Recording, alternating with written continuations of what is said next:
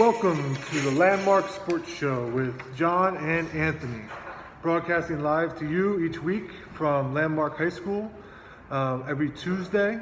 This is Tuesday, March 21st. We're in a different room this week. Nick has kindly allowed us to use his room because we got bounced from our room. Leading off today, we have an MMA update with Ant. All right. One of the fighters that I like that was in the UFC, Ryan Darth Bader, has officially announced that he is in Bellator MMA. I think this was a perfect move for Bader. I think it's about time he made this move. Mm-hmm. You know, and now he's fought the best guys for a couple years now, and this is a new start to his career. Nice. So tell me like a little bit more about Bellator. So Bellator, is it kind of like the JV to UFC? Or is it more like, are they more on the same level? Like, how does it stack up with UFC? It's like kind of competition. Like, they're pretty equal, would you say? Yeah, it's pretty equal. I mean, it's like all the MMA companies that are still around. You know, you have Legacy Fighting, you have World Series of Fighting, you have Bellator, UFC. Bellator is just like another major company, so yeah. But would you say that the UFC is like the biggest of all of them? Oh yeah, of course. By a lot? Yeah. But Ryan Bader finally is going to Bellator, and let's get him a fight soon. You're a future champion, Bader. How old is Bader? 33. Oh, so he's not necessarily like just starting out. Has he been? He was a previous UFC champ or no? No, he's never a champion. Oh, okay. So what would be the benefit of going to Bellator to try to get a championship? What do you mean? Like, well, why go to Bellator now? I mean, Bellator, they treat their fighters better than they do in UFC. They let them wear whatever gear they want to the fight. Where in UFC, you have to wear Reebok. You get more payment. The staff over there is pretty cool, and yeah. I want to let you guys know that Phil Davis, a guy that Ryan Bader fought and won. Ryan Bader beat Phil Davis when they were both in UFC. Phil Davis is the Bellator light heavyweight champion, and Ryan Bader wants a title shot against Davis at Madison Square Garden in June. And Davis agreed to it, so now we just need the new owners. We just need the Bellator owners to agree to that and make this fight happen. Hey, Madison Square Garden is not too far from here. That's right. So that's the big fight that you want to see next? Yeah, I mean, Bader, that's the main fight he wants in Bellator. He said if he comes to Bellator, he's fighting for the title first. Nice. Yeah. How's it going? You want to go to the main event from Fight Night, or you have more on that? Yeah, let's go to the main event. I didn't even know there was fight night. I didn't even know there was a fight this past weekend, but the main event was Jimi Manuwa versus Corey Anderson in a light heavyweight fight. If I'm not mistaken, I know Corey Anderson got knocked out, but I think it was in the first round. Jimi Manuwa, he's got good speed, he's got good power. I mean, he's knocked out quite a few guys. This is a guy to look out for. I mean, Jimi Manuwa, he just called out Daniel Cormier and Anthony Johnson. Really? Yeah. It's Rumble Johnson, right? Rumble. That's my man, Rumble Johnson. So, do you think he'll get a fight against either one of those guys? I mean, Manuwa's already fought Rumble. The first time that they fought, Rumble destroyed Manuwa. But knocked him out or TKO? Yeah, knocked him out. Well, knockout TKO is basically the same thing. Oh, okay. I mean, you're finishing the fight either way, so right. It doesn't really make much of a difference. But they fought back in 2015 with Manuwa losing by second round TKO. However, Manuwa's looked good in these past few fights, so I think it would be a better fight if he fought Rumble in the second fight. And against DC, I think that would be a good fight. Yeah. Okay. So we'll keep an eye out for that. Definitely. Does there seem to be more, like with social media, of guys like calling each other out on social media, saying, "Oh, I want to fight this guy. I want to fight this guy." Like, I guess my question is this: has there been more of it? And do the promoters really listen to that? Like, will they look and see, like, "Oh, this guy called this guy out. Let's try to make this fight happen"? You know, the thing with the new UFC owners is that they don't really like to pay much attention to who gets called out, who's that, because TJ Dillashaw, he deserved his title rematch after he fought Rafael Assunção. But the owners, they gave Dominic Cruz, the former champion, Cody Garbrandt. So I don't know if they want to listen too much. They want to book the fights that try to make sense and that will sell the most. Right. So they're not necessarily looking at like who called out who. Yeah, exactly. Now, do you think that some of these UFC fighters are trying to get matches set up by like doing these call outs? Like, do you think there's kind of like a little agreement between the two? Like, let's start a little bit of like a Twitter beef. Yeah. And see if we can get a fight. Yeah, that's how it's kind of been for a while. I mean, Conor McGregor, Jose Aldo. Remember them in 2014 when this whole thing started between them?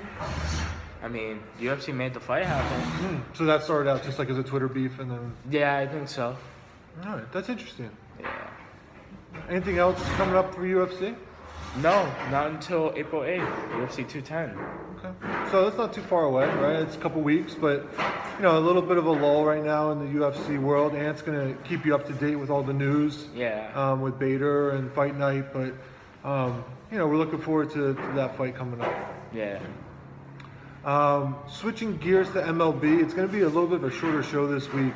Like we said, there's not a whole lot going on in sports right now. We're starting to dig into baseball a little bit more.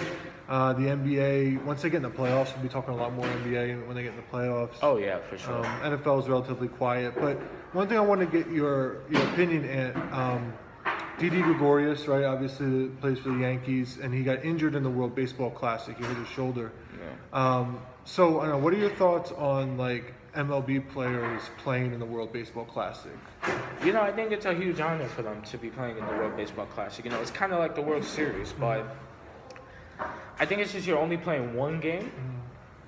But you know, it's a huge honor. You know, you get to represent your country. It's almost kind of like the FIFA World Cup, you know, where all teams, like all countries, are playing against each other.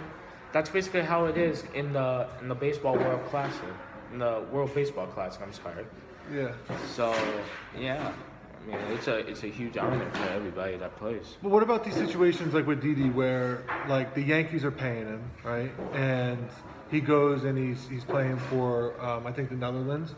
And he gets injured, and now like he's probably not gonna be able to start the year with the Yankees. Like, do you think that's a problem with guys getting hurt in the World Baseball Classic? Or? Yeah, you know, well, it's a problem for baseball in general, you know, because there's a lot of players that have gotten hurt, that have missed a few games of the season, or even a whole season. Right. So it really just all depends on how bad the injury is. But you know, Didi Gregorius, this was a bad time for him to get injured. You know. I mean, baseball season's about to start soon. The Yankees need him. I mean, you look at the way that he played last year. He was, my opinion, he was their best player last year. Yeah, he played great. And this year, and so far in spring training, he's playing great. You know, and it's funny because in 2015, he didn't have that kind of year. But last year, he had a great year. This year, I hope that his injury is not too severe so he can play and have another great year. Yeah.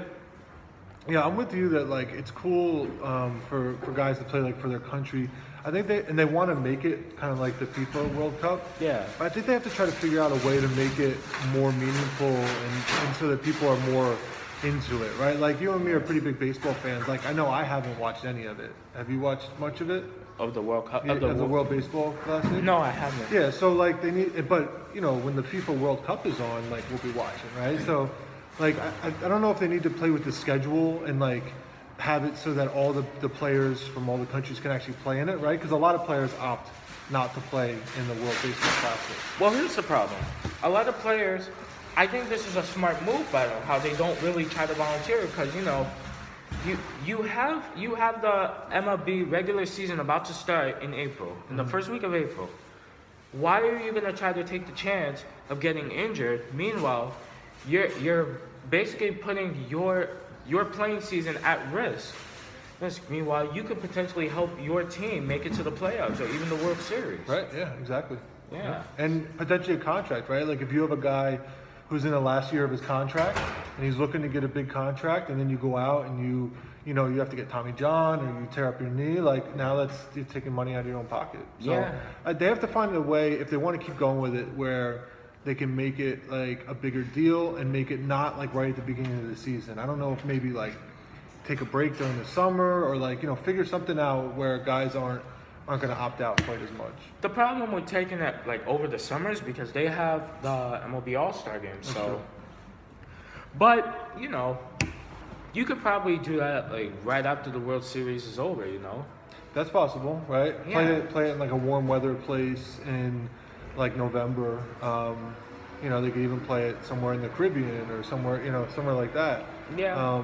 Yeah, that's not a bad idea. Yeah, but it's just we don't make the events, so obviously they wouldn't care about what we say. Maybe they should listen to us. Maybe they're watching. Yeah, hopefully they are. I mean, they have to understand that the players playing is at risk if you're playing in the World Baseball Classic. I mean, look at Didi Gregorius. Yeah. I'm sure the Yankees aren't happy, and I know you're not happy as a Yankees fan. Me neither. I'm extremely disappointed. Yeah. But it's not Didi Gregorius' fault. No, not at all. But like I said, hopefully he recovers and he gets back to playing as soon as possible. All right, last MLB question, and this is one of those questions that's kind of indicative of a slow time. If you could start a baseball team with any player in the MLB right now, who would it be? If I could start it with any player,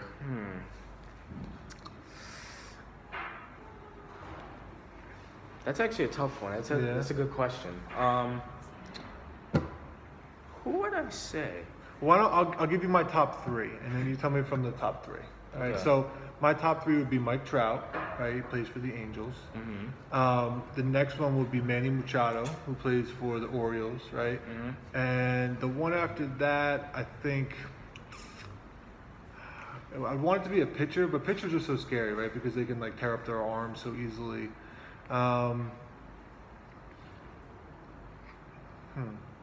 I guess I'd have to go Bryce Harper. I don't like Bryce Harper as a player, right? But he's so talented. I think those would be my top three. What do you think about those? Those are good picks, but if I had to pick, I would have to say Masariano Tanaka.